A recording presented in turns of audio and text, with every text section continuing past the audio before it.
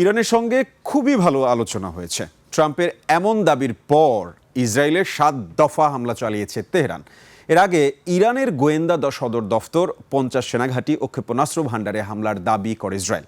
এদিকে ইরানের জাতীয় নিরাপত্তা পরিষদের নতুন প্রধান হয়েছেন বাকির মোহাম্মদ জুলকাদর। তিনি 5+ স্টার রেটিং প্রাপ্ত দেশের সর্বোচ্চ বিদ্যুৎ সাশ্রয়ী ওয়ালটন এসি স্মার্ট কমফোর্ট এখন নেক্সট লেভেলে। প্যারিসের স্থলাভিষিক্ত হলেন। বিস্তারিত আফসানা নীলা রিপোর্টে। ইসরায়েলের হামলার জবাবে 10 ঘন্টার মধ্যে তেল আবিবে 7 দফা হামলা চালিয়েছে তেহরান। হামলায় 4 জনের মৃত্যু হয়েছে বলে ইসরায়েলি গণমাধ্যমগুলো দাবি করেছে। দেশটি জানিয়েছে যুদ্ধ শুরুর পর এ পর্যন্ত 4829 জন আহত হন। এছাড়া ইরানের ক্ষেপণাস্ত্র উপসাগরীয় দেশগুলোকে লক্ষ্য করে রাতভর হামলা চালিয়েছে। যুক্তরাষ্ট্রের যুদ্ধবিমান ভূপাতিত করার দাবিও করেছে তেহরান। এর আগে ইরানের গোয়েন্দা সদর দফতরে হামলার দাবি করে ইসরায়েল।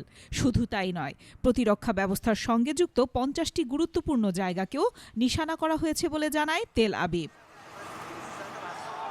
যুক্তরাষ্ট্র ও ইসরায়েল চোরাবালিতে আটকে পড়েছে বলে মন্তব্য করেছেন ইরানের পার্লামেন্টের স্পিকার মোহাম্মদ বাঘের কালিবাফ। অন্যদিকে অভিযান শেষ না করেই গ্রিসের ক্রিট দ্বীপের ঘাঁটিতে ফিরে গেছে দানবীয় মার্কিন রণতরী জেরাল্ড ফোর্ড। আফসানা নীলা, ডেস্ক রিপোর্ট, 21 টেলিভিশন।